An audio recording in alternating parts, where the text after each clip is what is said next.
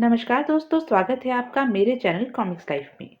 शुरू करते हैं सुरेंद्र मोहन पाठक जी द्वारा लिखा गया एक रोमांचक उपन्यास मौत आई दबे पांव पार्ट 2। मीरा ने कोठी में कदम रखा। डॉक्टर परमार ने उसे बाहर सड़क पर ही उतार दिया था और बिना एक क्षण भी फालतू रुके वहां से रुखसत हो गया था। लॉन के बीच की राहदारी पर चलते वक्त उसे ऐसा लगा था जैसे स्टडी में रोशनी थी, लेकिन वो और करीब पहुंची थी तो वो रोशनी लुप्त हो गई थी। क्या उसे वहम हुआ था या स्टडी में कोई था जिसने कि उसके आगमन की आहट पाकर रोशनी गुल कर दी थी? कोठी में उसे पूर्णतः सन्नाटा मिला। अभिषेक और निधि में से तब कोई भी वहां नहीं था। अब क्योंकि निधि वहां नहीं थी, इसलिए प्रभात के होने का तो सवाल ही नहीं पैदा होता था। तो फिर स्टडी में कौन था? रोशनी की बाबत जरूर उसे वहम हुआ था। वहम भी हुआ था तो एक बार वहां झांक आने में क्या हर्ज था? वो दृढ़ कदमों से स्टडी की ओर बढ़ी। उसके बंद दरवाजे के सामने पहुंचकर वो क्षण भर को ठिठकी और फिर हाथ बढ़ाकर उसे खोल दिया। भीतर अंधेरा था, लेकिन दरवाजा खुलने पर सब बाहर गलियारे की रोशनी भीतर प्रतिबिंबित होने लगी थी। अब ऐसा लगने लगा था जैसे दरवाजे से परली दीवार तक फर्श पर पीला कालीन सा बिछ गया हो। उस मध्यम रोशनी ने ही उसे टेरिस की ओर के दरवाजे के पर्दे में होती हिलडुल का एहसास दिलाया। दरवाजा बंद था तो पर्दा क्यों हिल रहा था? निश्चय ही हवा से नहीं हिल रहा था। क्या माजरा था? फिर दिल कड़ा करके वो बिजली के स्विच बोर्ड की ओर बढ़ी। उसने अभी स्विचों की तरफ हाथ बढ़ाया ही था कि फर्श पर रोशनी हुई। वो ठिठकी। उसने आंखें फाड़ फाड़ कर रोशनी की तरफ देखा तो पाया कि वो शेड लगे टेबल लैंप से निकलती रोशनी थी, जिसे कि किसी ने फर्श पर रखकर जलाया था ताकि रोशनी सारे कमरे में न फैल पाती। मिसेस अधिकारी, एक मर्दानी आवाज आई। इतनी ही रोशनी को काफी मानिए और स्विच बोर्ड से परे हट जाइए। उसके मुंह से एक सिसकारी निकली। दरवाजा बंद कर दीजिए और इधर आ जाइए। कौन कौन हो तुम? करीब आइए, बताता हूँ, और यकीन जानिए आप बिल्कुल सेफ हैं। भीतर कैसे आए? टेरिस की ओर के दरवाजे से। वो तो बंद था। मेरे लिए बंद दरवाजे भी खुल जाते हैं। यहाँ क्या कर रहे हो? करीब तो आइए, सब मालूम पड़ता है। मंत्र मुक्त सी भारी कदमों से वो उसकी तरफ बढ़ी। करीब पहुंची तो उसे एक सूटधारी व्यक्ति का साया सा दिखाई दिया। कौन हो तुम? वो बोली। और मुझे कैसे जानते हो? मैं एक प्राइवेट डिटेक्टिव हूँ, भोजानी बोला, और लोगों को जानना, उनकी बाबत जानकारी हासिल करना मेरा कारोबार है। बस इसीलिए आपको भी जानता हूँ। पिछले कुछ महीनों में कितना कुछ तो जान गया हूँ आपकी बाबत। ओह, तो ये माजरा था। मीरा मन ही मन बोली। उसके पति की वाहियात फसादी जानकारी का सोर्स एक प्राइवेट डिटेक्टिव था, जो कि उसने पता नहीं कब से उसके पीछे लगाया हुआ था। तो तुम हो वो शख्स? प्रत्यक्षता वो तिरस्कारपूर्ण स्वर में बोली। जो खंडाला, पूना, गढ़ बनेश्वर हर जगह मेरी निगाह बीनी करता रहा है। हर जगह नहीं, निगाह बीनी भी नहीं, लेकिन तकरीबन जगह में ही बना था आपका साया। खास तौर से उन जगहों पर जिनकी जानकारी अधिकारी साहब को थी, और उन्होंने ही मुझे उनकी बाबत बताया था। मसलन पूना में होटल व्यू डायमंड में अपने डॉक्टर फ्रेंड के साथ आपकी मौजूदगी। चुप करो, वो टपट कर बोली। Okay madam, your word is my command. क्यों लगाया मेरे पति ने तुम्हें मेरे पीछे? मुझे नहीं मालूम। क्लाइंट की मंशा की बाबत सवाल करना मेरा काम नहीं। उसके हुक्म के मुताबिक उसकी मन माफिक जानकारी जुटाना काम है मेरा। जिसे कि फीस चोखी मिले तो यकीन जानिए कि मैं बहुत खूबसूरती से अंजाम देता हूँ। बड़े खराब आदमी हो तुम। अपना अपना ख्याल है। वैसे मैं तो आपसे सहमत नहीं। तुम जबरन यहाँ घुसे बैठे हो। अगर मैं शोर मचा दूं तो तुम्हारा क्या होगा? मेरा वही होगा जो आप सोच रही हैं कि होगा, लेकिन साथ में ये भी तो सोचिए कि फिर आपका क्या होगा। क्या मतलब? मैडम, मेरी नाक के नीचे एक छेद है जिसमें से कभी तो बड़े मीठे बोल फूटते हैं, जैसे कि इस घड़ी फूट रहे हैं, लेकिन कभी ऐसी वाही तबाही निकलती है कि मैं खुद हैरान होने लगता हूँ कि एक ही सोर्स से कभी आग तो कभी ओस कैसे फूटने लगती है। तुम तुम मेरी बाबत मुंह फाड़ोगे? मुंह तो पहले से फटा है, अलबत्ता आपकी खातिर सी लूंगा। क्या मतलब? मतलब बहुत पूछती हैं आप, ऐसी बातों का भी जिनका मतलब बच्चा भी समझ सकता है। आप तो साईं की मेहर से जवान हैं। तुम्हें उनकी मौत की खबर लग गई? हाँ, जब अधिकारी साहब को एम्बुलेंस में लादा जा रहा था तब मैं बाहर सड़क पर मौजूद था। खंडाला जनरल अस्पताल तक मैं एम्बुलेंस के पीछे गया था। तब तक मीरा की निगाह नीम अंधेरे की अभ्यस्त हो चुकी थी और भटकती हुई इधर उधर फिरने लगी थी। उसने नोट किया कि स्टडी टेबल के दराजों को किसी ने जबरन खोलने की कोशिश की थी। उसने करीब जाकर दराजों का मुआयना किया और फिर तीखे स्वर में बोली, यहाँ से क्या निकाला तुमने? अभी कुछ नहीं, वो बोला। बीच में विघ्न पड़ गया, आप आ गई। लेकिन कैसे गुजर गए अधिकारी साहब? तुम्हें नहीं मालूम? अभी तो कह रहे थे कि तुम अस्पताल एम्बुलेंस के पीछे गए थे। नहीं मालूम हो सका, लेकिन इतना मैं समझता हूँ कि वहां आपके पति को पोस्टमार्टम के लिए ले जाया गया था, क्योंकि एम्बुलेंस का निशाना अस्पताल का मुर्दा घर था। अब पोस्टमार्टम हुआ है तो रिकॉर्ड भी होगा। रिकॉर्ड होगा तो खाकसार को उसकी जानकारी लग जाना महज वक्त की बात होगा। उन्होंने कुछ कुछ खा लिया था, कुछ खा के आत्महत्या कर ली थी। पीछे कोई चिट्ठी विट्ठी छोड़ के गए? नहीं। हैरानी है। अब चोरों की तरह अपनी यहाँ मौजूदगी की वजह बताओ। जरूर, सुनिए। आपके पति के लिए पिछले चंद महीनों जो खोजबीन मैंने की थी, उसकी मैं उन्हें तहरीरी रिपोर्ट भेजता था। हर रिपोर्ट की कार्बन कॉपी मेरे दफ्तर में मौजूद है, लेकिन ओरिजिनल मूल प्रतिलिपियां यहीं कहीं होनी चाहिए। यहाँ मैं उन्हें तलाश कर रहा था। क्यों? ताकि वो किसी के, खास तौर से पुलिस के हाथ न पड़ सके। उन रिपोर्टों के वजूद में आ जाने के बाद ये बात नहीं चलने वाली कि आपके पति ने आत्महत्या की थी। क्यों? क्यों नहीं चलने वाली? क्योंकि उन रिपोर्टों में कत्ल की ओर इशारा करने वाला चोखा मसाला है। कत्ल? पागल हुए हो? अभी तो नहीं हुआ, आगे की साइंस जाने। लेकिन मैं आपको दहशत में नहीं डालना चाहता, लेकिन यकीन मानिए कि अगर वो रिपोर्टें पुलिस के हाथ में पड़ गई तो बहुत बुरा होगा। किसके लिए? आपके लिए, चंद और लोगों के लिए भी। मिसाल के तौर पर वो डॉक्टर ही है जो आपके पति का इलाज कर रहा था। क्या नाम था उसका? परमार। हाँ, परमार, डॉक्टर परमार। मेरा कत्ल से कोई लेना देना नहीं। मुझे इसी बात पर यकीन नहीं कि उनका कत्ल हुआ है। आप मालिक हैं अपनी मर्जी की। किसी भी बात पर यकीन न करने का पूरा पूरा अख्तियार है आपको। जब जब रिपोर्टों की कार्बन कॉपियां तुम्हारे पास हैं, तो अब तुम ओरिजिनल्स की फिराक में क्यों हो? क्योंकि मेरी कार्बन कॉपियों की तभी कोई कीमत है जबकि ओरिजिनल्स भी या तो मेरे ही पास हो या किसी के पास ना हो। आप फिर मतलब पूछेंगी? मीरा ने तनिक हड़बड़ाए भाव से सहमति में सिर हिलाया। मैडम, इस केस में पुलिस का दखल अंदाज होना अब मुझे निश्चित लगता है। नतीजतन सुबह तक पुलिस यहाँ की तलाशी ले रही होगी। तब वो रिपोर्टें पुलिस के हाथ जरूर पड़ेंगी। मैं ऐसा नहीं होने देना चाहता। अब समझिए आप मतलब? नहीं, इतना तो समझती है ना कि आपके पति मेरे क्लाइंट थे और क्लाइंट के मर जाने के बाद मेरे से वो काम छिन गया है जिसके जरिए बतौर फीस मैं चौखी रकम कमा रहा था।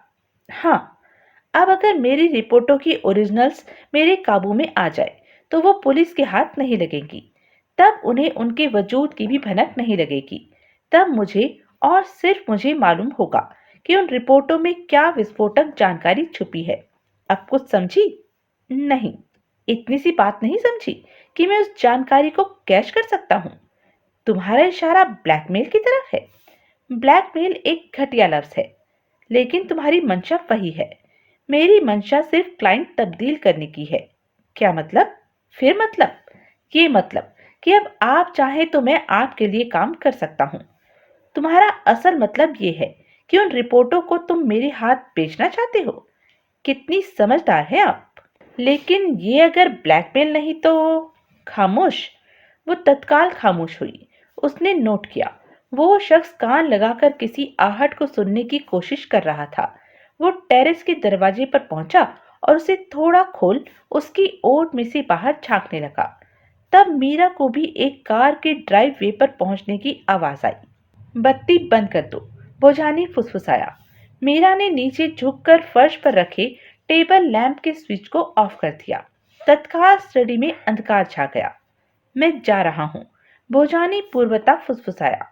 अब यहाँ रुकना मेरे लिए खतरनाक है, इसलिए मजबूरन जा रहा हूँ। आपको मेरी नेक राय ये है कि उन रिपोर्टों के किसी दूसरे के हाथों में पड़ने से पहले उन्हें खुद कब्जाने की कोशिश कीजिए। वो रिपोर्टें पुलिस के हत्थे चढ़ गई तो आप बर्बाद हो जाएंगी। मीरा के मुंह से आतंक भरी सिसकारी निकली। मौजूदा हालात में किसी बर्बादी से आपको कोई बचा सकता है तो भोजानी बचा सकता है। भोजानी, जो कि मेरा नाम है, सुदेश भोजानी। मैं आदर्श में हूँ। जरूरत के वक्त जो कि पहुंचा ही समझो, याद करना। आदर्श लोनावला के एक किफायती होटल का नाम था। भोजानी ने खामोशी से दरवाजे से बाहर कदम रखा और फिर आगे अंधकार में विलीन हो गया। मीरा ने भी अंधेरे कमरे से निकलकर बाहर रोशन गलियारे में कदम रखा। वो हॉल में पहुंची तो उसने पाया कि निधि वापस लौटी थी। उसके साथ प्रभात भी था। दोनों प्रवेश द्वार के करीब खड़े बहुत धीमी आवाज में बातें कर रहे थे और ऐसा लग रहा था कि बातचीत का विषय गंभीर था। मीरा परे ही ठिठक गई क्योंकि उनकी बातचीत सुनने का उसका कोई इरादा नहीं था, लेकिन फिर भी रात के स्तब्ध वातावरण में उसे निधि की आवाज सुनाई दिए बिना न रह सकी। अरे, वो कह रही थी, माथा फिरेला है। नहीं नहीं, ये नहीं हो सकता। मरवाओगे मुझे? कोई क्या सोचेगा? इतनी ज्यादा न पी गए होते तो जिद न कर रहे होते रात यहाँ मेरे साथ गुजारने की। जवाब में प्रभात कुछ बोला। श्श, धीरे बोलो, मीरा सुन लेगी। प्रभात फिर कुछ बोला। अरे, मुझे क्या पता पैसा कब मिलेगा?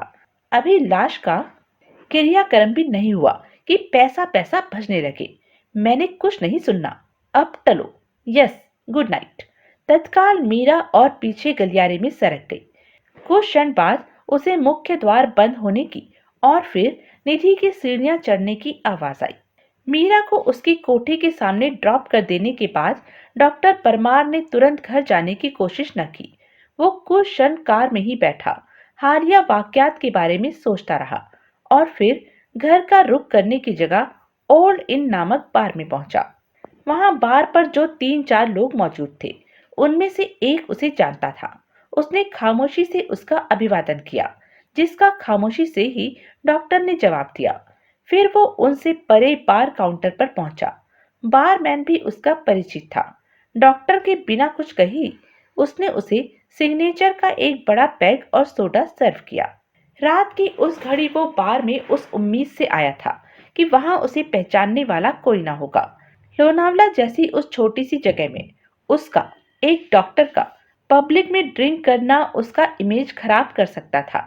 नतीजतन उसने वो एक ही ड्रिंक लिया, बिल चुकाया और अनमना सा वहां से रुखसत हो गया। बाहर जाकर वो फिर कार में सवार हुआ और फिर उसने अपने घर का रुख किया। बाहर से उसके घर का रास्ता ऐसा था कि उसका फिर अधिकारी की कोठी के सामने से गुजरना अवश्य भावी था। वो कोठी से अभी कोई 100 गज परे ही था कि एकाएक उसने एक व्यक्ति को कोठी के दाएं पहलू के खाली प्लाट से निकलकर सड़क पार करते देखा। वो व्यक्ति जब सड़क के बीच में पहुंचा तो हेडलाइट्स की रोशनी सीधे उस पर पड़ी और डॉक्टर को उसकी सूरत की झलक मिली। सूरत उसे पहचानी हुई न लगी। उसके देखते देखते वो सड़क के पार खड़ी एक नीले रंग की मारुति 800 में सवार हो गया। कौन था वो शख्स? डॉक्टर सोचे बिना न रह सका। और रात की उस घड़ी कोठी के पहलू में क्या कर रहा था? और क्यों उसे ऐसा एहसास हुआ था कि वो शख्स कोठी की उधर की दीवार फांदकर कोठी के कंपाउंड में से ही उस खाली प्लाट में पहुंचा था? या शायद ये उसका वहम था? नीली मारुति अब आगे सड़क पर दौड़ी जा रही थी। किसी अज्ञात भावना से प्रेरित होकर डॉक्टर ने अपनी कार की हेडलाइट्स बुझा दी। उसने पार्किंग लाइट्स जली रहने दी और फिर खामोशी से अपनी कार को नीली मारुति के पीछे लगा दिया। 5 मिनट ऐसे ही कटे। फिर एकाएक अगली कार की ब्रेक लाइट्स जली और फिर वो आदर्श के खुले फाटक में दाखिल हो गई। ड्राइव वे से गुजरती वो कार होटल की पार्किंग में जाकर लगी। वो व्यक्ति उसमें से बाहर निकला और फिर होटल में दाखिल हो गया। डॉक्टर ने अपनी कार भी पार्किंग में ले जाकर खड़ी की और उसमें से बाहर निकला। वो खामोशी से नीली मारुति के पास पहुंचा और उसने उसका मुआयना किया। दिलचस्पी जगाने लायक कोई बात सामने न आई। कार का नंबर नोट करने की नीयत से वो उसके सामने पहुंचा तो संयोग से ही उसे दिखाई दिया कि नंबर के ऊपर एक स्टिकर लगा हुआ था जिस पर लिखा था भोजानी डिटेक्टिव एजेंसी। नीचे खंडाला का एक पता दर्ज था। भोजानी। वो वापस अपनी कार में सवार हुआ और वहां से बाहर निकला। निकट ही एक पेट्रोल पंप था जिसमें पब्लिक टेलीफोन उपलब्ध था। उसी होटल में दूसरी मंजिल पर स्थित एक कमरे में प्रभात कुमार 1 महीने से ठहरा हुआ था। उस शख्स की बाबत प्रभात से सवाल करने का ख्याल भी डॉक्टर के दिमाग में आया था, लेकिन पहले उसने टेलीफोन ट्राई करने का ही फैसला किया था। उसने आदर्श का नंबर डायल किया। जवाब मिला तो वो बोला, मिस्टर अदनानी प्लीज। हो सर? पूछा गया। मिस्टर अदनानी आपके होटल में ठहरे हुए हैं। Room number sir? मालूम नहीं। फिर तो मैं आपको रिसेप्शन पर लगाती हूँ। ठीक है, शुक्रिया। कॉल वहां ट्रांसफर हुई तो उसने फिर अदनानी का नाम लिया। इस नाम के तो कोई साहब यहाँ नहीं ठहरे हुए सर। जवाब मिला। आपको पक्का है कि नाम यही है? है तो सही। एक भोजानी साहब तो यहाँ हैं जो कि शायद मुझे ही नाम में मुगालता लग रहा है। पूरा नाम क्या है उनका? सुदेश भोजानी। खंडाला से हैं? जी हाँ। उम्र में अधेड़, हैवी सेट, पेशे से प्राइवेट डिटेक्टिव, नीली मारुति, नंबर 7791। जी हाँ, वही। फिर तो नाम में मुझे ही मुगालता लगा है। कौन से रूम में है भोजानी साहब? नंबर 10 में सर। बराए मेहरबानी फोन वहां लगा दीजिए। होल्ड कीजिए सर, मैं अभी कॉल ट्रांसफर कराता हूँ। Yes please. डॉक्टर रिसीवर कान से लगाए रहा। कुछ क्षण बाद दूसरी तरफ से आवाज आई, Bhojani here, who is speaking please. Doctor ने खामोशी से रिसीवर क्रेडल पर टांग दिया और यहाँ से बाहर निकल गया। आधी रात के करीब ऐसे शख्स का दिवंगत अधिकारी की कोठी के गिर्द क्या काम? या शायद ये उनका वहम ही था। शायद वो शख्स उस खाली प्लाट के रास्ते महज शॉर्टकट मार रहा था। वो वापस अपनी कार में सवार हुआ और रात ही उस घड़ी सुनसान पड़ी सड़क पर कार चलाता अपने घर की ओर बढ़ा। रास्ते में कहीं रोशनी थी तो वो स्ट्रीट लाइट्स की ही थी। आगे सड़क पर बाजार में से गुजरती थी जिसकी तमाम दुकानें बंद थी। वो बाजार ऐसा था कि नीचे दुकानें थी और ऊपर विभिन्न कंपनियों के ऑफिस थे। ऑफिस क्योंकि कब के बंद हो चुके थे, इसलिए इमारतों की ऊपरी मंजिलों में भी अंधेरा था। बाजार के सिरे तक पहुंचते पहुंचते एकाएक उसकी तवज्जो दूसरी मंजिल के एक ऑफिस की ओर गई जिसकी एक खिड़की में रोशनी थी। वस्तुतः उधर तवज्जो जाने की वजह ही वो रोशनी थी। वो एक नई बनी आधुनिक इमारत थी और डॉक्टर को मालूम था कि वो खिड़की वकील शेखर साबले के ऑफिस की थी।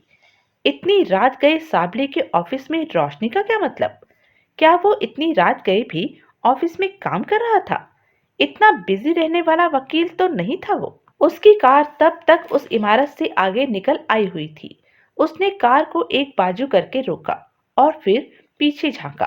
अंधेरा।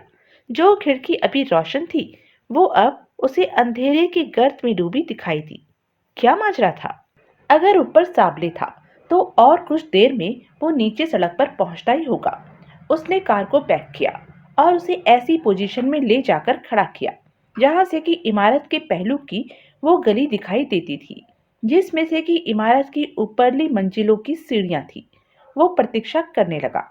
एकाएक सीढ़ियों का दरवाजा खुला और एक व्यक्ति ने बाहर गली में कदम रखा, लेकिन वो इमारत से निकलकर सड़क की डॉक्टर की दिशा में बढ़ने की जगह उधर से पीठ फेरकर विपरीत दिशा में चलने लगा, जिसका नतीजा ये हुआ कि डॉक्टर उसकी सूरत न देख सका। अलबत्ता इतना फिर भी वो यकीनी तौर से कह सकता था कि वो शख्स वकील शेखर साबले नहीं था। उसका कद काठ साबले से कतई नहीं मिलता था। एकाएक वो गली में ठिठका और परली तरफ के एक कूड़ेदान के करीब पहुंचा। उसने एक माचिस की तिल्ली जलाई और उसकी लौ एक खुले कागज को दिखाई। तत्काल कागज जलने लगा। कागज जलने से माचिस की लौ से कहीं ज्यादा रोशनी हुई जिसमें उसे उस शख्स के चेहरे का सड़क की ओर का रुख साफ दिखाई दिया। तब फासले से भी उसने उस शख्स को साफ पहचाना। कोई कागज जलाकर कूड़ेदान में डालता गली में खड़ा वो शख्स अभिषेक था। निधि के बेडरूम का दरवाजा बंद हो गया और भीतर स्तब्धता छा गई। तो मीरा चुपचाप वापस स्टडी में पहुंची। उसने सावधानी से अपने पीछे दरवाजा भिड़का लिया और अंधेरे में ही दबे पांव चलती स्टडी टेबल के करीब पहुंची।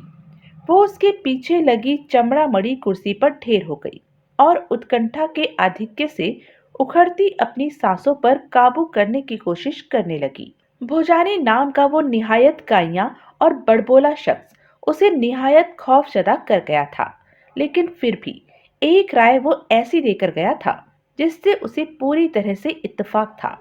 भोजानी की उसके पति को वक्त वक्त पर सौंपी रिपोर्टों का अगर वाकई कोई अस्तित्व था तो वो रिपोर्टें यकीनन पुलिस के या किसी भी गैर के हाथ नहीं पड़नी चाहिए थी। टेबल लैंप तब भी फर्श पर पड़ा था। उसने उसे वहां से उठाकर यूं मेज के किनारे पर रखकर जलाया कि उसके शेड के नीचे से निकलती रोशनी मेज के दराजों वाले हिस्से पर पड़ती। टेबल में कुर्सी के सामने एक पतला सा सेंटर ड्रॉर था जिसमें की मेज की चाबियां मौजूद थी। ये बात उसे इसलिए मालूम थी क्योंकि सुबह अपने पति का पलंग स्टडी से हटाते वक्त उसी ने वो चाबियां सिरहाने के नीचे से निकाल के वहां रखी थी। उसने दराजों का ताला खोलकर सबसे पहले ऊपरला दराज बाहर खींचा। दराज दर्जनों तरह के कागजात से लबालब भरा पड़ा था। उसने एक एक चीज उठाकर उसका मुआयना करके उसे फर्श पर ढेर करना शुरू कर दिया। दराज खाली हो गया। भुजाने की रिपोर्ट्स उसमें से बरामद न हुई। उसने तमाम कागजात दराज में वापस भरे और फिर वैसी ही प्रक्रिया बीच के दराज के साथ शुरू की। वो दराज वो अभी आधा ही खाली कर पाई थी कि एकाएक उसे स्टडी के प्रवेश द्वार का हैंडल घुमाए जाने का आभास मिला। उसने जल्दी से दराज बंद किया और रिवॉल्विंग चेयर को उधर से घुमाकर उसका रुख अब निशब्द खुलते दरवाजे की ओर कर लिया। दरवाजा पूरा खुला तो उसे चौखट पर अभिषेक खड़ा दिखाई दिया। नेत्र सिकोड़े वो टेबल की दिशा में देख रहा था। उसके एक हाथ में कुछ था, लेकिन मीरा तत्काल अनुमान न लगा पाई कि वो क्या था। उसकी आंखें वहां के नीम अंधेरे की आदी हुई तो वो बोला, ओह, तुम हो। रोशनी की वजह से मुझे लगा तो था कि स्टडी में कोई था। मीरा खामोश रही। क्या तलाश कर रही हो? कुछ नहीं, वो कठिन स्वर में बोली। यहाँ क्यों बैठी हो? कोई खास वजह नहीं, नींद नहीं आ रही थी इसलिए यहाँ बैठी। वो क्या मुश्किल काम है? मुझे हुक्म दो, मैं कर देता हूँ नींद का इंतजाम। नींद के लिए कोई गोली वोली खाने के मैं खिलाफ हूँ। गोली का नाम किसने लिया? तो फिर वो करीब आया। फिर ये वो हाथ में थमा सुनहरी रंगत के तरल पदार्थ से भरा गिलास उसके सामने रखता हुआ बोला, ये क्या है? मीरा बोली, ब्रांडी, कोनियाक। अब ये ना कहना मैं नहीं पीती। गढ़ बनेश्वर में मैंने तुम्हें हर रात अंकल के साथ ब्रांडी के घूंट लगाते देखा था। थे कहाँ तुम? विषय बदलने की कोशिश में वो बोली, कोठी में तो नहीं थे, अभी लौटा हूं, बस 2 मिनट पहले। कहाँ गए थे? खंडाला। खाना खाया? हाँ, खाया भी पिया भी। फिर भी अभी ब्रांडी की कसर थी? अरे चाची, क्या बात है, नुक्स निकाल रही है मेरे में। उनकी सुध लेना तुम्हारा फर्ज नहीं था? पोस्टमार्टम के लिए ले जाए ये शख्स का। क्या हुआ पोस्टमार्टम का? उसने यूं मीरा की बात काटकर सवाल किया, जैसे कोई भूली बात याद आ गई हो। हुआ? हाँ। क्या नतीजा निकला? दिल के दौरे की तस्दीक हो गई ना? नहीं, नहीं, नहीं। तो सिविल सर्जन देवरे उनकी मौत जहर से हुई बताता है। जहर? वो सकपकाया। कैसा जहर? साइनाइड या उसका कोई कंपाउंड। जहर की पुख्ता शिनाख्त अभी होगी। रिपोर्ट पूना की फोरेंसिक साइंस लेबोरेटरी से आएगी। कमाल है। बेध्यानी में उसने मेज पर से गिलास उठाया, ब्रांडी का एक घूंट पिया और फिर बोला, अंकल को जहर खाने की क्या सूझी?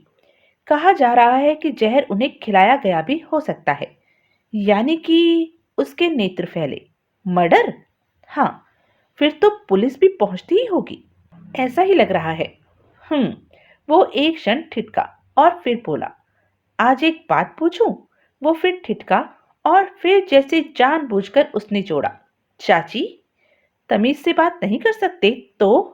आई एम सॉरी, जुबान फिसल गई। क्या पूछना चाहते हो? अंकल से शादी क्यों की? क्यों की? क्या मतलब? इतना फर्क है तुम दोनों की उम्रों में, 25 साल का। वही तो, धन दीवानी तो लगती नहीं, प्रेम दीवानी कोई हो कैसे सकती है अपने से 25 साल बड़ी उम्र के शख्स की? शादी की और कोई माकूल वजह मुझे दिखाई नहीं देती। ये कोई वक्त है ऐसी बातें करने का? यानी कि नहीं बताना चाहती? बताने को कुछ नहीं है। मैंने सहज स्वाभाविक भाव से, अपनी मर्जी से, अपनी पसंद से उनसे शादी की थी। उनकी उम्र से मुझे कभी कोई ऐतराज नहीं हुआ था। सच पूछो तो उम्र की तरफ तवज्जो ही नहीं गई थी। और सच पूछो तो मुझे उम्र दराज शख्स पसंद थे, क्योंकि उनमें ठहराव होता है, संजीदगी होती है, शाइस्तगी होती है, तजुर्बा होता है। ये तमाम खूबियां तुम्हें अंकल में दिखाई दी थी? हाँ, जब उन्होंने मुझे प्रपोज किया था तो मैंने तो अपने आप को बहुत खुशकिस्मत समझा था, लेकिन ये जज्बा आइंदा दिनों में बरकरार नहीं रह सका था। ठीक, यही समझ लो, भरम टूट गया था। हाँ, संगरेजा था जिसे गोहर मान बैठी थी। उनके बदले मिजाज में अहम दखल उनकी बीमारी का था। लोग बाग ऐसे हालात में चिड़चिड़े, बेसब्रे, शक्की मिजाज हो ही जाते हैं। ये लीपापोती की बात है। वो खामोश रही। अंकल चालाक आदमी थे। तुम्हारे जैसी मामूली हैसियत की लड़की से शादी उन्होंने इसलिए की क्योंकि जानते थे कि बीवी नौकरानी से सस्ती पड़ती है। Wife is cheaper than made. इसलिए शादी करके भी तुम उनकी सेक्रेटरी ही रही, बीवी न बन सकी, भार्या न बन सकी, शरीके हयात न बन सकी। मीरा को मन ही मन कबूल करना पड़ा कि कह तो वो ठीक ही रहा था। शुरुआती कुछ अरसे को छोड़कर आखिरी दिन तक अधिकारी ने उसे हायर्ड हेल्प की तरह ही ट्रीट किया था। इसलिए वो तलाक की बात सुनने तक को तैयार नहीं होता था। हायर्ड हेल्प को कहीं तलाक दिया जाता है?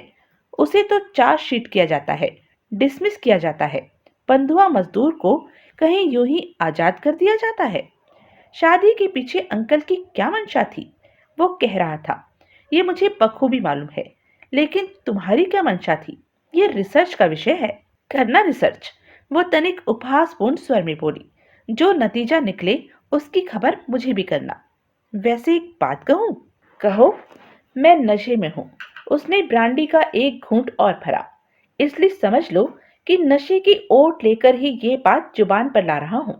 अब कुछ कहोगी भी? मेरा तो पहली बार तुम्हें देखते ही तुम्हारे पर दिल आ गया था। ओह शट अप। गढ़ बनेश्वर में किचन वाला वाक्या भूल गई? तुम आज की तरह तब भी नशे में थे, वरना तुम्हारी मजाल न हुई होती अपने अंकल की पत्नी पर नियत मैली करने की। अंकल की पत्नी? वो हंसा। इतनी लपेट कर बात क्यों कहती हो? साफ कहो कि चाची। ठीक है चाची। इसलिए तो सयाने कहते हैं कि दोस्त को दाव से, भाभी को भाव से और चाची को चाव से। शर्म करो, 24 घंटे नहीं हुए अभी उनको गुजरे हुए, और तुम? Okay, I will wait. Wait? Wait for what? अब इतनी नादानपन के मत दिखाओ। This is an advance proposal that I am putting before you. तुम नशे में हो, मीरा तिरस्कारपूर्ण स्वर में बोली। जाकर सो जाओ, सुबह होश ठिकाने आ जाए तो बात करना। यानी कि सुबह होश में प्रपोज करूं तब यस कहोगी? अब तुम यहां से पिट के जाओगे। वो हंसा। उसने गिलास की बाकी ब्रांडी भी हलक में उड़ेली और खाली गिलास कोट की जेब में डाल लिया। मीरा को उम्मीद हुई तब वो वहां से चला जाएगा, लेकिन ऐसा न हुआ। वो नशे में झूमता सा खामोश उसके सामने खड़ा रहा। उसकी मौजूदगी में मीरा के लिए दराजे टटोलने का बाकी का काम करना तो संभव ही नहीं था। उसे ये भी अंदेशा बराबर था कि कहीं अभिषेक को सूझ न जाता कि वो खामखा ही वहां नहीं बैठी हुई थी। लिहाजा इधर उधर की बातें उसका ध्यान बटाने के लिए फायदेमंद थी। अब एक बात मैं पूछूं? वो बोली। पूछो। अपने अंकल की याद हमेशा तुम्हें तभी आती थी जबकि तुम्हें पैसे की जरूरत होती थी। क्यों जरूरत होती थी तुम्हें इतने पैसे की? क्या करते हो तुम? तुम्हें मालूम तो है? बस इतना मालूम है कि तुम फिल्म इंडस्ट्री से ताल्लुक रखते हो। असल में क्या करते हो ये नहीं मालूम। असल में पहले तो मैं हीरो बनने के ही फिराक में था, जैसे कि मेरी उम्र का भली चंगी शक्ल वाला हर नौजवान होता है, लेकिन न बन सका। फिर स्टोरी, स्क्रीन प्ले, डायलॉग वगैरह लिखने की कोशिश की, उसमें भी कामयाब न हो सका। फिर मैंने खुद फिल्म बनाने की ठानी। कमाल है, यानी कि जिद थी कि रहना फिल्मी चकाचौंध में ही है। ऐसा ही होता है फिल्म इंडस्ट्री में। जैसे हलवाई की बर्फी न बिके तो वो लड्डू बना लेता है, लड्डू न चले तो जलेबी बना लेता है। एन वैसा ही दस्तूर फिल्मों में भी है। अब अपने सुभाष कहीं कोई देख लो, वो भी पहले हीरो। अपनी बात करो। मेरी बात यह है कि मैं आजकल एक फिल्म बना रहा हूँ जो कि तकरीबन मुकम्मल हो चुकी है। 10 लाख रुपए की क्या बात थी? वो रकम मुझे फिल्म का पैच वर्क मुकम्मल करने के लिए चाहिए। उसी के लिए अंकल को राजी करने के लिए 1 हफ्ते से डेरा डाले में यहाँ बैठा था। वो रकम न मिलने की सूरत में क्या होगा? मेरी बर्बादी होगी। और क्या होगा? फिल्म में पहले से ही बहुत पैसा उधार लगा हुआ है। आगे उधार मिल नहीं रहा।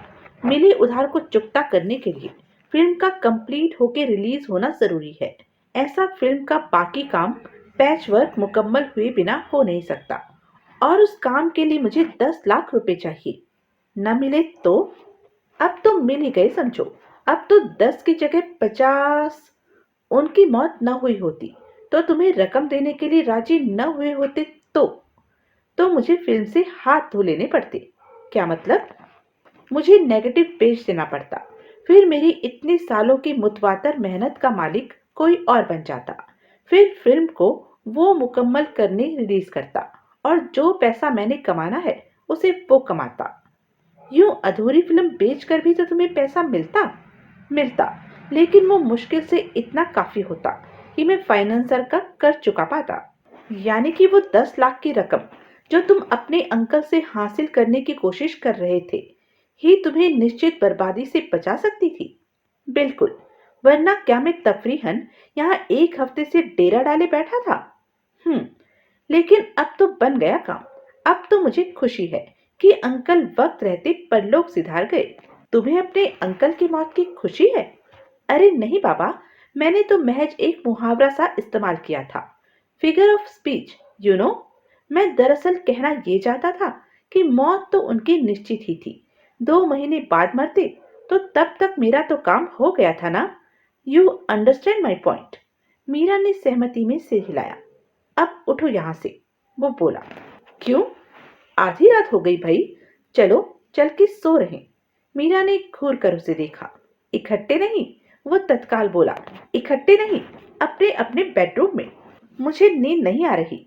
आ जाएगी। बिस्तर के हवाले होगी तो नींद आएगी ना। फिर भी नहीं आएगी तो मेरे को बुलाना, मैं लोरी सुना दूंगा।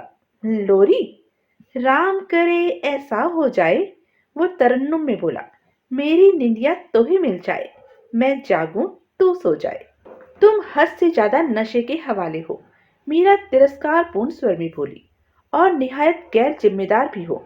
जिस घर में अभी मौत होके हटी है उसमें तुम गाने गा रहे हो? सॉरी। वो तत्काल संजीदा हुआ। सो आर यू कमिंग? यस। वो अनिच्छापूर्ण भाव से बोली। दराज टटोलने का प्रोग्राम तब मुलतवी करना जरूरी था। उसने टेबल लैंप का स्विच ऑफ किया तो स्टडी में अंधेरा छा गया। उस अंधेरे का लाभ उठाकर उसने तत्काल बीच के दराज से निकालकर फर्श पर डाले कागजात एक ही पुलंदे की सूरत में उठाकर वापस दराज में डाल दिए और उसे अपने घुटने से धक्का देकर बंद कर दिया। फिर वो मेज के पीछे से हटी और अभिषेक के पीछे बाहर की ओर बढ़ी। दोनों पहली मंजिल पर पहुंचे। मीरा ने अपने बेडरूम का दरवाजा खोला और ठिठकी। उसने सर्द निगाहों से अभिषेक की ओर देखा। कुछ कहने को तत्पर अभिषेक ने तत्काल मुंह बंद कर लिया। फिर वो उसकी तरफ से पीठ फेर कर झूमता झामता आगे गलियारे में बढ़ चला। उसके अपने कमरे में दाखिल होकर पीछे दरवाजा बंद कर चुकने तक मीरा चौखट पर ही ठिठकी खड़ी रही। फिर वो भीतर जाकर पलंग पर ढेर हो गई। कोई बत्ती जलाने की कोशिश उसने न की। वस्तुतः उसका इरादा फिर नीचे स्टडी में जाने का था, इसलिए वो प्रतीक्षा करने लगी। एक ख्याल बार बार उसके जहन में आ रहा था। सीधे सीधे अपने अंकल से पैसा न मिलता पाकर क्या अभिषेक ने उनकी मौत का सामान किया हो सकता था? मरता क्या न करता की स्थिति में पहुंचा कोई शख्स ऐसा कदम उठा तो सकता था। अगर उसके पति को जहर दिया गया था तो वो किसी ने तो दिया ही था, और वो कोई अभिषेक क्यों नहीं हो सकता था? हो तो सकता था। इसी उधेड़ बुन में नींद को जबरन आंखों से दूर रखते हुए उसने काफी वक्त गुजारा। आखिरकार जब घड़ी ने 2 बजाए तो वो पलंग पर से उठी और दबे पांव गलियारे में पहुंची। गलियारे में मुकम्मल सन्नाटा था। वहां के तमाम दरवाजे बंद थे और किसी के पीछे से रोशनी का आभास नहीं मिल रहा था। वो सीढ़ियों की ओर बढ़ी। उनके दहाने पर पहुंचकर एकाएक वो ठिठकी। नीचे कहीं हल्की सी आहट हुई थी। कैसी आहट थी वो? हवा की सरसराहट जैसी, जैसे कोई दरवाजा या खिड़की खुलकर बंद हुआ हो। वो कान लगाकर सुनने लगी। फिर कोई आवाज उसके कानों में न पड़ी। जरूर उसे वहम हुआ था। वो कितनी ही देर सीढ़ियों के दहाने पर स्तब्ध ठिठकी रही। आखिरकार धड़कते दिल के साथ उसने यूं सीढ़ियां उतरना शुरू किया जैसे कि अंडों पर पांव रख रही हो। वो नीचे पहुंची और फिर गलियारे की दीवार के साथ सरकती सरकती स्टडी के दरवाजे तक पहुंची। दरवाजा खुला था। क्यों खुला था?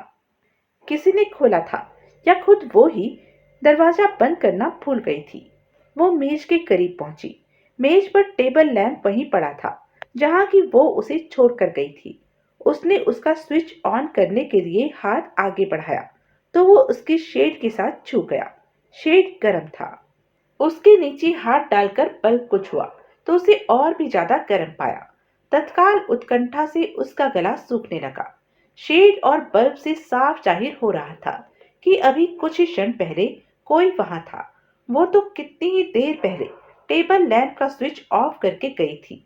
ठंडी रात में इतना अरसा शेड या बल्ब गर्म नहीं रह सकते थे। हिचकिचाते हुए उसने टेबल लैंप का स्विच ऑन किया और मेज के पीछे कुर्सी पर बैठ गई। उसने बाकी बचा काम करना शुरू किया। उसने मेज का ऊपर का दराज खोला तो उसने उसमें कई लिफाफे पाए जिसमें से हर एक पर कोई नाम या संदर्भ लिखा हुआ था, जैसे कानूनी कागजात, वीएम अधिकारी, व्यक्तिगत, इनकम टैक्स वगैरह। हर लिफाफे में ढेरों कागजात जमा थे। उसने एक एक लिफाफे का मुआयना करना आरंभ किया तो पाया कि एक लिफाफे पर लिखा था भुजानी, साबले, मीरा, परमार, प्रभात, निधि, अभिषेक। उसका गला फिर सूखने लगा। आतंकित भाव से उसने लिफाफे का मुंह खोलकर भीतर झांका। लिफाफा खाली था। भोजानी की रिपोर्टों की मूल प्रतिलिपियां अगर उस लिफाफे में थी तो कोई उन्हें पहले ही ले उड़ा था। सुबह 9 बजे के करीब डॉक्टर परमार ब्रेकफास्ट से निवृत्त होकर अपने क्लिनिक में जाकर बैठने की तैयारी कर रहा था जबकि फोन की घंटी बजी। हेलो, वो माउथपीस में बोला। डॉक्टर परमार? पूछा गया। हाँ, आप कौन? मैं लोकल पुलिस चौकी का इंचार्ज सब इंस्पेक्टर मुंडे बोल रहा हूँ। आप थोड़ी देर के लिए यहाँ आ सकते हैं? यहाँ कहाँ? चौकी पर? जी नहीं, मिस्टर अधिकारी की कोठी पर। कब आना होगा? अभी। लेकिन ये मेरा क्लिनिक का टाइम है। मैं इस घड़ी। Please come. लाइन कट गई। आखिरी 2 शब्द ऐसे 2 टूक कहे गए कि डॉक्टर की हुक्म उदूली की मजाल न हुई। वो तत्काल अधिकारी की कोठी पर पहुंचा। उसे सब लोग मेन हॉल में जमा मिले। पुलिसियों के अलावा जो लोग वहां मौजूद थे वे थे मीरा, निधि, अभिषेक और वकील शेखर सापले। जो पुलिसिया सब इंस्पेक्टर की वर्दी में था वो उम्र में कोई 35 साल का था और सूरत से निहायत शरीफ लगता था। उसने प्रश्न सूचक नेत्रों से डॉक्टर की तरफ देखा। मैं डॉक्टर परमार। डॉक्टर बोला। ओह, सब इंस्पेक्टर बोला। आमद का शुक्रिया डॉक्टर साहब, और तकलीफ माफ। निहायत जरूरी ना होता तो मैं कभी आपको यूं यहाँ तलब ना करता। I understand. कहाँ ली थी मिस्टर अधिकारी ने अपनी अंतिम सांसें? स्टडी में, जवाब मीरा ने दिया। फिर तो चलिए वहीं चलते हैं। सब स्टडी में पहुंचे। वहां 2 हवलदार ऑफिस टेबल और अन्य साजो सामान की तलाशी में मशगूल थे जिन्होंने उनके आगमन पर न किसी का अभिवादन किया और न अपने काम से हाथ रोका। हमने तो सुना है, सब इंस्पेक्टर बोला, कि मिस्टर अधिकारी की नींद में मौत हुई थी। क्या वो सोफे पर सोते थे? जी नहीं, निधि बोली, पहले यहाँ साइड टेबलों वाला एक भारी पलंग था जो खास उनके लिए यहाँ इसलिए लगाया गया था क्योंकि उनकी हार्ट कंडीशन की वजह से उन्हें सीढ़ियां चढ़ने की मनाही थी। डॉक्टर ने तस्दीक में सहमति में सिर हिलाया। अब कहाँ गया वो पलंग? सब इंस्पेक्टर बोला। हमने उसे खोलकर ऊपर स्टोर में पहुंचा दिया। क्यों? क्योंकि यहाँ अब उसकी जरूरत नहीं थी। मौकाए वारदात के साथ छेड़छाड़ नहीं की जानी चाहिए, उसे जस का तस छोड़ा जाना चाहिए। हमें नहीं मालूम था कि मौके पर कोई वारदात हुई थी। पोस्टमार्टम की रिपोर्ट कहती है कि रिपोर्ट जो कहती है अब कहती है, पहले नहीं कहती थी। अब भी क्या कहती है? अभिषेक अपनी बहन की हिमायत में बोला। हमें ठीक से नहीं मालूम। आप भतीजे हैं अधिकारी साहब के? हाँ। यहीं रहते हैं? नहीं, बम्बई रहता हूँ। यहाँ विजिट पर आया हूँ। कब से यहाँ है? 1 हफ्ते से। पहले भी कभी यहाँ आए हैं? नहीं। यानी कि अपने अंकल के यहाँ विजिट का आपका ये पहला मौका है? अंकल के यहाँ विजिट का पहला मौका नहीं है, इस कोठी में विजिट का पहला मौका है। अंकल हमेशा से ही यहाँ नहीं रहते थे। मेडिकल एडवाइस पर हेल्दी आबो हवा में रहने की खातिर अपने पहले दिल के दौरे के बाद उन्होंने यहाँ लोनावला में ये कोठी खरीदी थी। मैं उनसे मिलने यहाँ पहली बार आया हूँ। इससे पहले आप अंकल से कब मिले थे? कोई 2 साल पहले। कहाँ? बम्बई में, जहाँ की अंकल का बिजनेस था, जहाँ की उनका स्थायी आवास था। आना कैसे हुआ? यूं ही मिलने जुलने चले आए थे या कोई खास प्रयोजन था आपकी इस विजिट का? खास प्रयोजन था, और वो किसी से छुपा भी नहीं। मेरे से छुपा है? मुझे बताइए, क्या खास प्रयोजन था? जिस कारोबार में मैं हूँ उसके लिए मैं अंकल से 10 लाख रुपए का कर्जा हासिल करने का ख्वाहिशमंद था। किस कारोबार में हैं आप? फिल्मों में हूँ। आजकल एक फिल्म प्रोड्यूस कर रहा हूँ जो कि तकरीबन बन चुकी है। तकरीबन? हाँ, पैच वर्क बाकी है जिसके लिए मुझे 10 लाख रुपए की जरूरत है। मैं वो रकम बतौर कर्ज अंकल से हासिल होने की उम्मीद कर रहा था, लेकिन जाहिर है कि हासिल हो नहीं रही थी, वरना आप हफ्ते से यहाँ न टिके होते। यही समझ लीजिए। ऐसे कभी पहले भी अंकल से कर्ज हासिल किया? नहीं। कभी कोई पैसा आपको अपने अंकल से हासिल नहीं हुआ? ये मैंने नहीं कहा। मैंने कहा है कि पहले कभी कर्ज नहीं मांगा था। लेकिन पैसा हासिल था आपको? था, और होता रहता था, गाहे बगाहे। हमारे पिता अंकल के बड़े भाई थे जिनकी तब मौत हुई थी जबकि मैं और मेरी बहन निधि बहुत छोटे छोटे थे। तभी से हम अंकल की सरपरस्ती में थे और वही हमारी तमाम जरूरतें पूरी करते आए थे। ऐसी जरूरतों पर खर्चा लाखों में तो नहीं होता होगा ना? जाहिर है। ये लाखों वाली जरूरत, 10 लाख वाली जरूरत टू बी एग्जैक्ट, पहली बार पेश आई थी। हाँ, जरूरत अंकल से पूरी न होने की सूरत में वो कहीं और से, किसी और जरिए से पूरी हो सकती थी। अभिषेक ने उत्तर न दिया। उसने बेचैनी से पहलू बदला। जाहिर है कि नहीं, सब इंस्पेक्टर बोला, वरना आप हफ्ते से यहीं ना मौजूद होते। आप पहले ही कहीं कोई दूसरा दरवाजा खटखटाने पहुंच गए होते। आपकी यहाँ लंबी मौजूदगी ये भी जाहिर करती है कि दूसरे तमाम दरवाजे खटखटाकर ना उम्मीद होकर ही आप यहाँ पहुंचे। नो, यही समझ लीजिए। अभिषेक कठिन स्वर में बोला। अपने अंकल से इनकार कब सुनने को मिला आपको? आते ही सुनने को मिला। फिर भी आप अभी यहीं हैं, इसका मतलब है कि आपको उम्मीद थी कि अंकल का इस बाबत रवैया तब्दील हो जाएगा। ऐसे तो उनका रवैया नहीं तब्दील होने वाला था। होने वाला होता तो हो चुका होता। तो इस इतवार मैंने उन्हें एक नई पेशकश की थी जिस पर वो गौर कर रहे थे। उनके गौर का कोई अच्छा अपने में नतीजा निकलने की उम्मीद में ही मैं यहाँ मौजूद था। पेशकश क्या थी? अंकल हमारे बचपन से ही हमारे सामने कई बार ये बात दोहरा चुके थे कि वो अपने दिवंगत भाई के बच्चों के लिए खुद को जिम्मेदार मानते थे, इसलिए अपने विरसे में हमारी शिरकत को अपना फर्ज मानते थे। अपने हिस्से के तौर पर यूं मैं 30-35 लाख रुपया उनकी मौत के बाद हासिल होने की उम्मीद कर रहा था।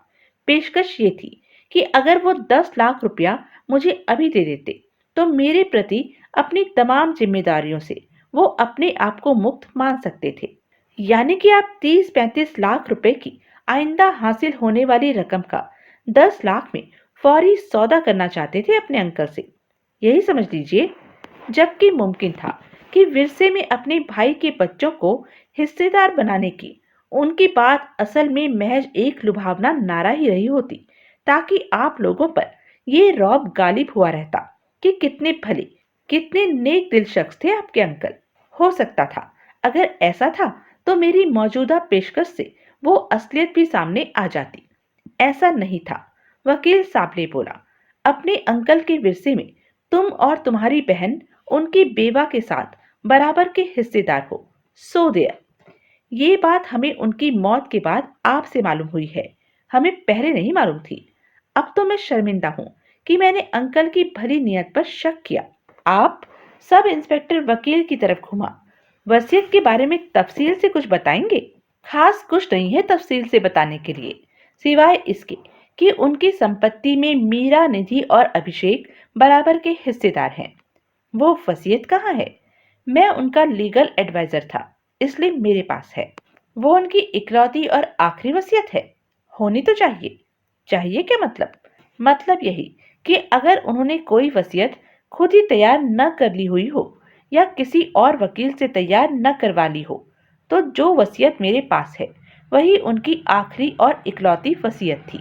वो कोई दूसरी वसीयत तैयार कर या करवा सकते थे? साबले कुछ क्षण सोचता रहा, फिर उसने बड़ी दृढ़ता से इनकार में सिर हिलाया। फिर भी ऐसी कोई वसीयत होगी तो? सब इंस्पेक्टर बोला।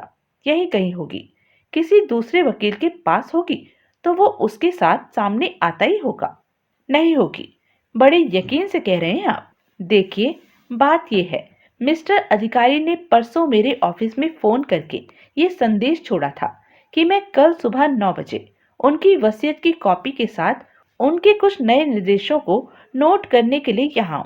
अगर किसी और जरिए से कोई और वसीयत वो पहले तैयार करा चुके होते, तो उन्होंने मुझे पुरानी वसीयत के साथ यहाँ न बुलाया होता। नई वसीयत की रूह में कोई भी पुरानी वसीयत अपने आप खारिज हो जाती है। वे कोई नए निर्देश आपको नोट कराना चाहते थे। इसका क्या ये मतलब है कि वो वसीयत में कोई तब्दीली चाहते थे? हो सकता है। क्या तब्दीली? कोई भी, जैसे कोई नाम निकालना या कोई नाम डालना। आपको पक्के तौर से उनकी मंशा की कोई खबर नहीं? नहीं। बतौर उनके वकील कोई अंदाजा भी नहीं? नहीं। So there. बहरहाल आपके किए वसीयत में कोई तब्दीली नहीं आई थी? नहीं, नौबत ही नहीं आई थी।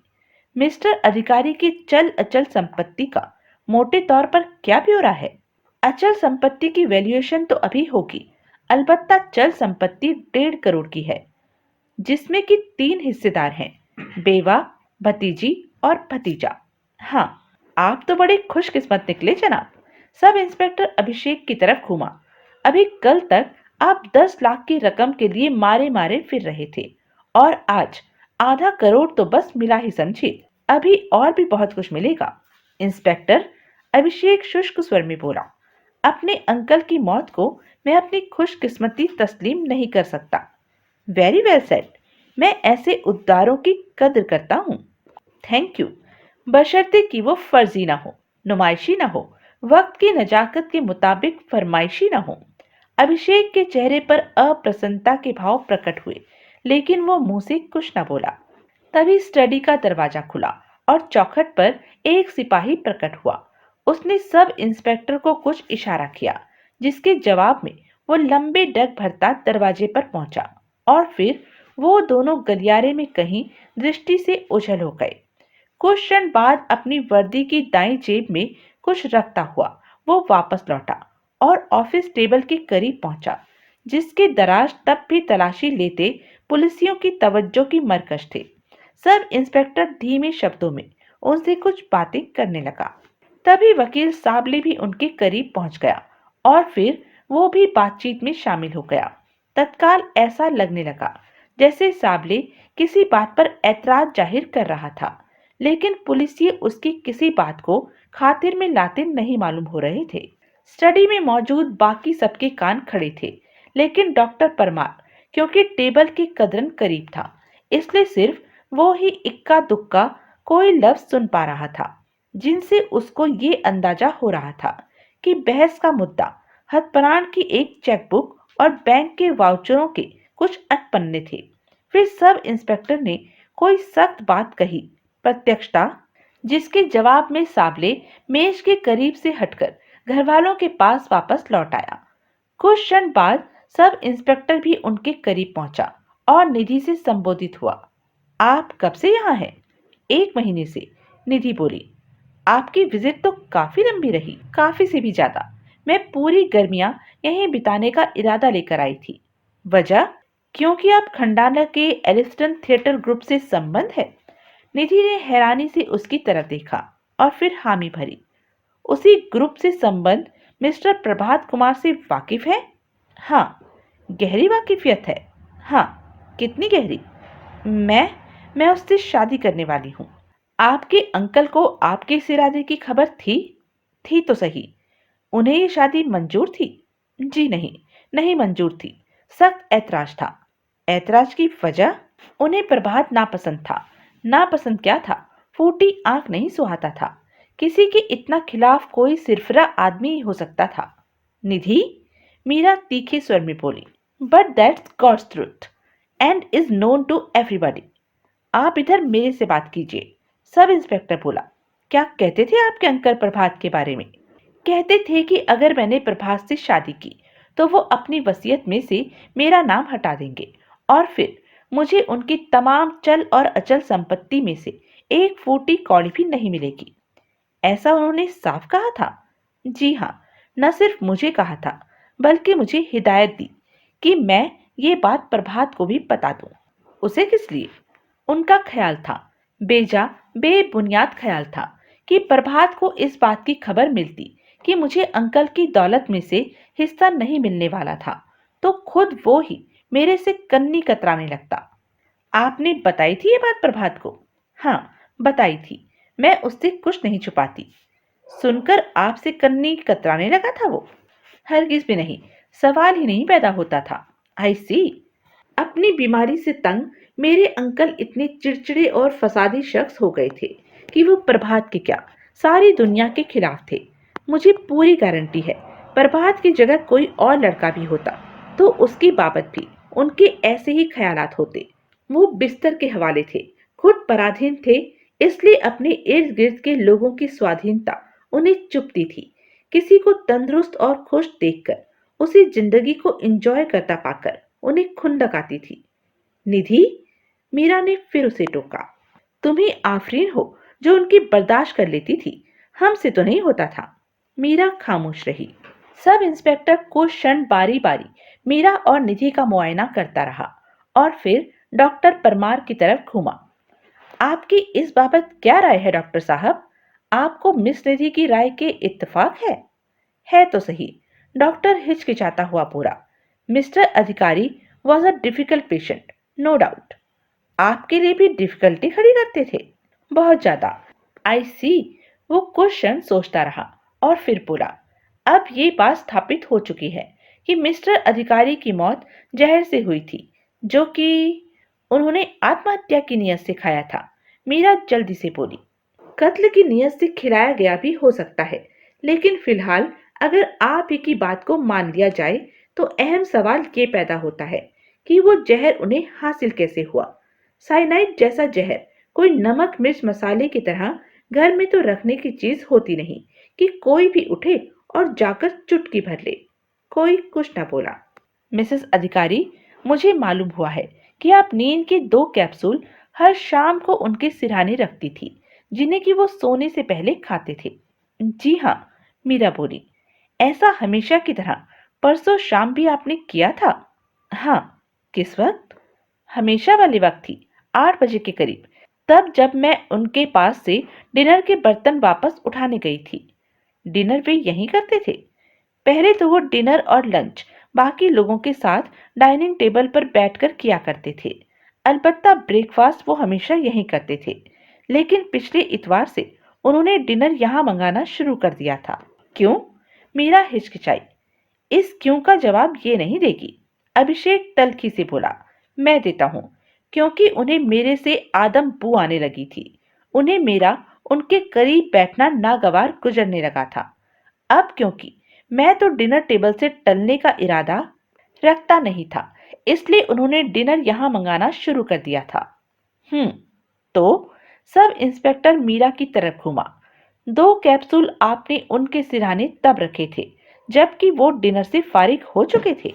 हाँ, मीरा बोली, कल सुबह जब आपने लाश बरामद की थी तो वो दोनों कैप्सूल अपनी जगह पर थे? नहीं, कैसे होते? वो तो जाहिर है कि उन्होंने इससे पिछली रात को खा लिए थे। वो कैप्सूल डॉक्टर के प्रेस्क्राइब किए हुए थे या मिस्टर अधिकारी उन्हें अपनी मर्जी से खाते थे? वो मेरे प्रेस्क्राइब किए हुए थे, डॉक्टर परमार बोला। मिस्टर अधिकारी चाहकर भी उन्हें अपनी मर्जी से नहीं खा सकते थे, क्योंकि वो कैप्सूल प्रेस्क्रिप्शन के बिना नहीं मिलते। यानी कि मैं कैप्सूलों का नाम लेकर उन्हें केमिस्ट से मांगू तो वो मुझे नहीं देगा? अगर अच्छा केमिस्ट होगा तो नहीं देगा, वो आपको रजिस्टर्ड क्वालिफाइड डॉक्टर की प्रेस्क्रिप्शन लाने को कहेगा। सब इंस्पेक्टर कुछ क्षण सोचता रहा और फिर दोबारा मीरा से संबोधित हुआ। परसों रात आप घर पर थी? किस वक्त? मीरा ने पूछा। मिस्टर अधिकारी के डिनर से फारिग होने के बाद के वक्त। मीरा ने इनकार में सिर हिलाया। तो कहाँ थी? टाउन क्लब की मीटिंग में। 8:30 बजे मैं यहाँ से निकली थी और पैदल चलकर मीटिंग स्थल पर पहुंची थी। कितने बजे पहुंची थी? ध्यान नहीं, लेकिन इतना ध्यान है कि मीटिंग तब बस शुरू हुई ही थी। उस मीटिंग में सब इंस्पेक्टर ने बाकी लोगों की तरफ देखा। आप लोगों में से कोई और भी शामिल था? मैं शामिल था, डॉक्टर परमार बोला। वापसी में मैंने इन्हें अपनी कार में यहाँ तक लिफ्ट भी दी थी। मैं भी शामिल था, वकील साहब ने बोला। आपने मैडम को वहां पहुंचते देखा था? सब इंस्पेक्टर ने पूछा। पहुंचते नहीं देखा था, लेकिन ये वहां थी, ये मुझे यकीनी तौर से मालूम है। आप तब कहाँ थी? सब इंस्पेक्टर ने निधि से पूछा। मैं भी यहाँ नहीं थी। 8:15 बजे मैं यहाँ से निकल गई थी। अकेले? वो तनिक हिचकिचाई और फिर बोली, प्रभात के साथ। वो यहीं था? यहाँ नहीं था। यहाँ कैसे होता? अंकल को पता लग जाता तो? वो क्या है कि वो मुझे लेने यहाँ आया था, लेकिन वो कोठी के भीतर दाखिल नहीं हुआ था। मैं उसी की राह तक रही थी, इसलिए उसे सड़क पर पहुंचा देखते ही यहाँ से बाहर निकलकर उससे जा मिली थी। अब आप बोलिए जनाब, सब इंस्पेक्टर अभिषेक से बोला। आप कहाँ थे परसों रात को? मरा पड़ा था, वो तनिक हंसता हुआ बोला। क्या मतलब? डिनर से पहले 5 पैग विस्की पी गया। हॉल में सोफे पर बैठा बैठा ही ऊँघ गया। डिनर भी न किया। ऊँघ से उबरा तो और पी ली और दीन दुनिया से बेखबर ऊपर बेडरूम में जाकर सो गया। ऐसी आप हमेशा पीते हैं? हमेशा तो नहीं, लेकिन एक तो यहाँ मुझे कोई काम नहीं, दूसरे यहाँ का मौसम इतना रंगीन है, तीसरे मैं यहाँ तन्हा हूँ, चौथे बोर हो रहा होता हूँ, पांचवे पैसे के तोड़े से पैदा हुई समस्या सता रही होती है, छठे बस बस काफी है इतना ही। अभिषेक खामोश हो गया। मिसेस अधिकारी, आप उन कैप्सूलों पर एक बार फिर लौटिए। तो कल सुबह वो 2 कैप्सूल मिस्टर अधिकारी के सिरहाने अपनी जगह पर नहीं थे? नहीं थे, मीरा बोली। होते तो आपकी तवज्जो उनकी तरफ जाती? जरूर जाती। तब मैं हैरान होती कि उन्होंने पिछली रात को कैप्सूल क्यों नहीं खाए थे। सुबह घर के लोगों के या डॉक्टर परमार के यहाँ आने से पहले आपने यहाँ से कोई चीज हटाई थी? कौन सी चीज? कोई भी, मसलन कोई गिलास। आपने मिस्टर अधिकारी के सिरहाने से कोई गिलास उठाया हो और उठाकर धोया हो? नहीं। किसी और ने ऐसा कुछ किया हो? सबके सिर इनकार भी हिले। बाय द वे, मीरा बोली, आप किस गिलास की बात कर रहे हैं? यहाँ तो एक ही गिलास होता था, जो एक साइड टेबल पर पानी के जग के पास पड़ा रहता था। उसी में पानी डालकर वो रात को नींद के कैप्सूल खाते थे। मैं उसी गिलास की बात कर रहा हूँ। डॉक्टर देवरे का कहना है कि जब वो यहाँ पहुंचे थे तो उन्होंने गिलास में पानी की चंद बूंदों के अलावा कुछ नहीं पाया था। वो क्या पाना चाहते थे गिलास में? उन्हें क्या मिलने की उम्मीद थी एक साधारण गिलास में से? आपने उस गिलास को छुआ था? नहीं, मुझे क्या जरूरत पड़ी थी ऐसा करने की? पक्की बात? हाँ। गिलास का क्या किस्सा है? साबले बोला। गिलास का किस्सा ये है वकील साहब कि हम सोच रहे थे कि मरने वाले ने जहर खाया तो कैसे खाया। साइनाइड बहुत तीखा, बहुत जल्द असर करने वाला जहर है, इसलिए ऐसा संभव नहीं है कि उसने गिलास में पानी डालकर जहर को उसमें घोला हो, घोल के पिया हो, बाथरूम में जाकर गिलास को धोया हो और फिर उसे यहाँ वापस लाकर यथास्थान रखा हो। उन्होंने जहर को घोलकर नहीं पिया होगा। शायद, मीरा बोली, वो कैप्सूलों में हो। आपकी राय अभी भी है कि जहर उन्हें खिलाया नहीं गया, उन्होंने खुद खाया, यानी कि आत्महत्या की। हाँ, यानी कि आपके पति ने पहले तो जहर मुहैया किया, कैप्सूल खोलकर भीतर मौजूद नींद की दवा निकालकर उन्हें खाली किया, उनमें जहर भरा, उन्हें बदसतूर बंद किया और फिर उन्हें पानी के साथ निगला। ओके, मीरा ने उत्तर न दिया। मैडम, आत्महत्या का ख्वाहिशमंद कोई शख्स इतनी जहमत भरा क्यों करेगा, जबकि उसका ये मतलब तो नींद की कैप्सूल ही 2 की जगह 8 खा लेने से, 10 खा लेने से हल हो सकता था। जहमत से ऐतराज न हो तो भला क्यों नहीं करेगा। जान देता एक बीमार आदमी अपनी मनमानी करेगा या लोगों की स्वाभाविक सोच के मुताबिक काम करेगा। Sub inspector हड़बड़ाया। प्रत्यक्षता उसे ऐसे तीखे जवाब की उम्मीद नहीं थी। मैडम, वो बोला, that is not stand to reason. Only a reasonable person does reasonable things. Abhishek बोला, he was not a reasonable person. So there, Sable बोला। आप भी कुछ कहिए, सब इंस्पेक्टर निधि से बोला। मैं क्या कहूँ, निधि हड़बड़ाकर बोली, ऐसा ही कुछ जैसा कि घर वालों ने और घर वालों जैसे वकील साहब ने कहा, ताकि ये जाहिर हो सके कि आप लोगों में आपसी इत्तेफाक कितना ज्यादा है। नॉनसेंस। तब सब इंस्पेक्टर ने अपनी वर्दी की दाईं जेब से वो चीज निकाली जिसे कुछ क्षण पहले जेब में रखता हुआ वो बाहर से वापस लौटा था। वो कोई 2-2.5 इंच व्यास का 5-1 इंच लंबा एक गोल डिब्बा था, जिसका ढक्कन उठाकर सब इंस्पेक्टर ने उन लोगों की तरफ किया तो सब ने देखा कि भीतर से कोई 1/3 वो मैदे जैसे किसी चीज से भरा हुआ था। ये डिब्बा किसी ने पहले कभी देखा हो, वो बोला। सबके सिर इनकार में हिले। ये गैराज में पड़ा था। ये साइनाइड का एक कंपाउंड है जो कि चूहे मारने के काम आता है। इस कोठी में तो चूहों की कोई प्रॉब्लम नहीं। सब इंस्पेक्टर ने डिब्बा बंद करके वापस जेब में रख लिया। अब ये देखिए ये क्या है, वो बोला। उसने अपनी हथेली खोलकर सामने की। सबने उचक कर हथेली की तरफ देखा, जिस पर कि 2 खुले हुए कैप्सूल रखे थे। डॉक्टर परमार ने नोट किया कि वो नींद के 2 रंगे कैप्सूलों जैसे ही थे। उनके सफेद खोल में दवा भरकर ऊपर से ढक्कन की तरह लाल खोल फिट कर दिया जाता था। वो 2 लाल और 2 सफेद खोल निश्चय ही नींद के कैप्सूलों के थे, जिनमें से की दवा निकाल दी गई हुई थी। मिसेस अधिकारी, सब इंस्पेक्टर बोला, आप इनके बारे में क्या कहती हैं? मैंने क्या कहना है इनके बारे में? मीरा सकपकाई स्वर में बोली। आप इनके बारे में हमें कुछ बता सकती हैं? नहीं, मेरा क्या लेना देना है इससे? शायद हो, नहीं है। ये आपके बेडरूम के अटैच बाथरूम में रखे कूड़ेदान में पाए गए थे। मीरा भौचक्की सी उसका मुंह देखने लगी। तमाम निगाहें उस पर टिक गई। मुझे इनके बारे में कुछ नहीं मालूम, मीरा तीखे स्वर में बोली।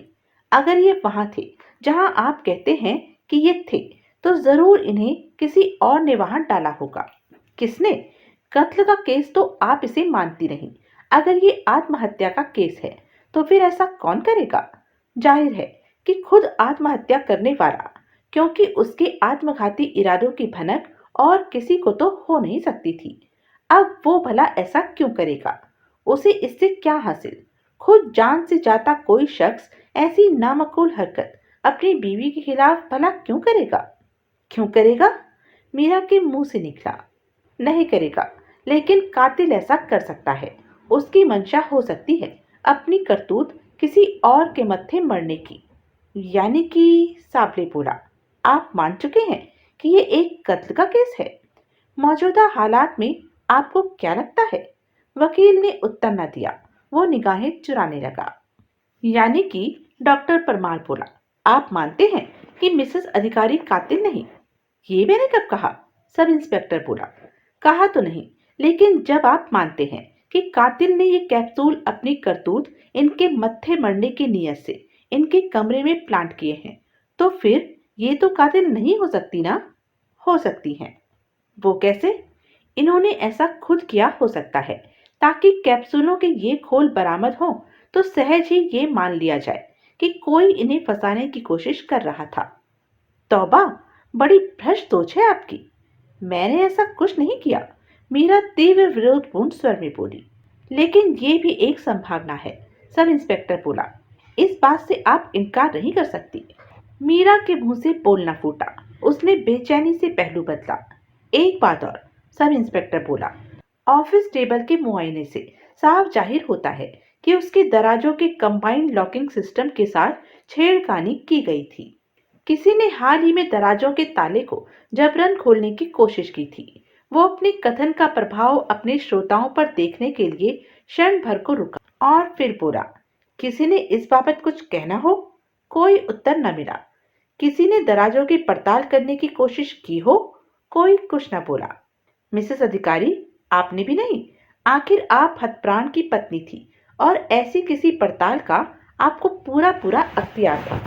मैंने ऐसा कुछ नहीं किया था, मीरा बोली। मिस्टर अधिकारी का तकरीबन वक्त यहीं गुजरता था।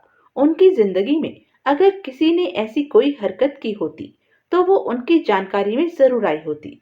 तब घर के लोगों की जवाब तलबी उन्होंने यकीनन की होती, यानी कि तब दराजों के ताले के साथ हुई छेड़खानी का जिक्र आया होता। आप क्या कहना चाहते हैं? यह है कि इस बाबत जो कुछ हुआ उनकी मौत के बाद हुआ। आपको मेरी बात से इत्तेफाक है? मीरा का सिर सहमति में हिला। बाकी सिर भी सहमति में हिले। अब आप मुझे बताइए कि ऐसा कौन कर सकता था? स्टडी से वाकिफ कोई भी शख्स कर सकता था। यहाँ कभी ताला तो लगता नहीं। कोई भी शख्स से आपका क्या मतलब है? इसमें घर के ही लोग शामिल हैं या घर से बाहर के भी? मेरे ख्याल से तो घर से बाहर के भी, जाने पहचाने या अजनबी भी। मीरा के जहन में भोजानी का अक्स उभरा। अजनबी भी, वो बोली। यानी कि मिस्टर अधिकारी की मौत के बाद यहाँ कोई अनाधिकृत व्यक्ति, कोई चोर घुसा घुसा हो सकता है?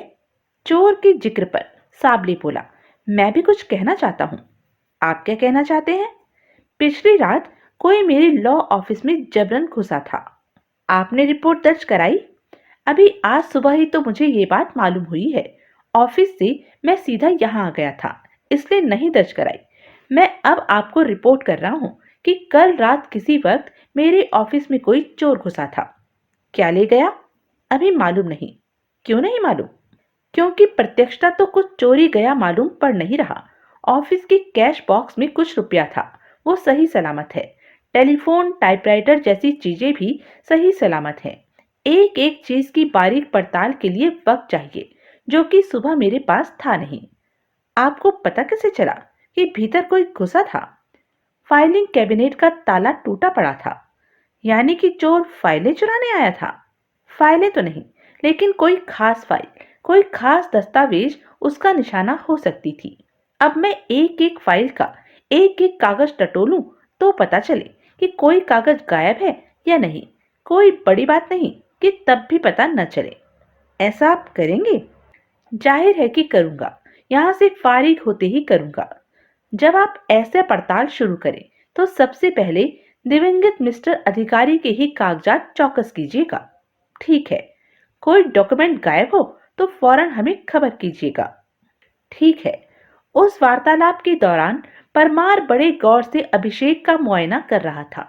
उस घड़ी उसकी सूरत पर लापरवाही के भाव थे और लग रहा था जैसे वो उन बातों को ठीक से सुन तक नहीं रहा था। फिल्मों का आदमी जो ठहरा, डॉक्टर मनीमन बोला। कैसी भी एक्टिंग उसके लिए क्या मुश्किल काम था। मिसेस अधिकारी, अब सब इंस्पेक्टर मीरा से नया सवाल कर रहा था। मिस्टर अधिकारी वक्त वक्त पर जो चेक काटते थे, उनकी क्या आपको खबर होती थी? अमूमन नहीं। पोस्ट करने के लिए या भुनवाने के लिए कोई चेक मुझे ही थमा देते तो बात दूसरी थी। उनकी हालिया चालू चेकबुक के मुआयने से ये पता चलता है कि पिछले कुछ अरसे में उन्होंने सुदेश भोजानी नाम के किसी शख्स के नाम कदरन बड़ी रकमों के कई चेक काटे थे। आप इस नाम से वाकिफ हैं? नहीं। उत्तर देते वक्त मीरा बड़ी कठिनाई से अपना चेहरा सपाट रख पाई। कोई और साहब वाकिफ हो? सबके सिर इनकार में हिले। मिस्टर अधिकारी की जुबानी या किसी और तरीके से कभी किसी ने ये नाम नहीं सुना था। फिर सबका सामूहिक इनकार।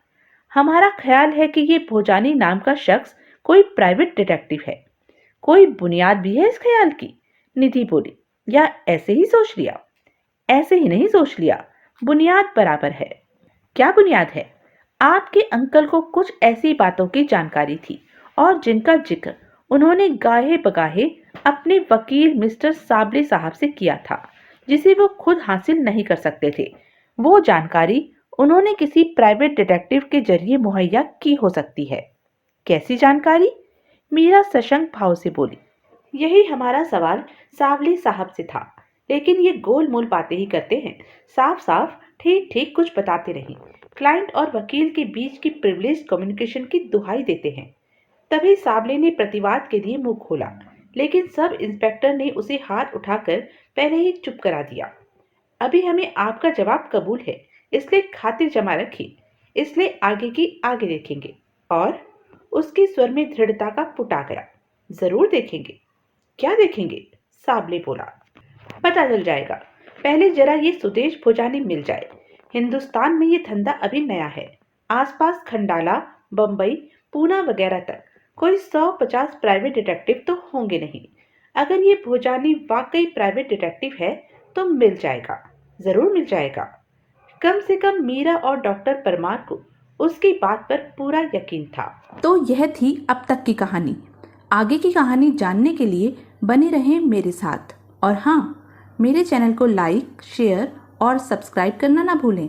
और कमेंट करके ज़रूर बताएं कि यह वीडियो आपको कैसा लगा। धन्यवाद।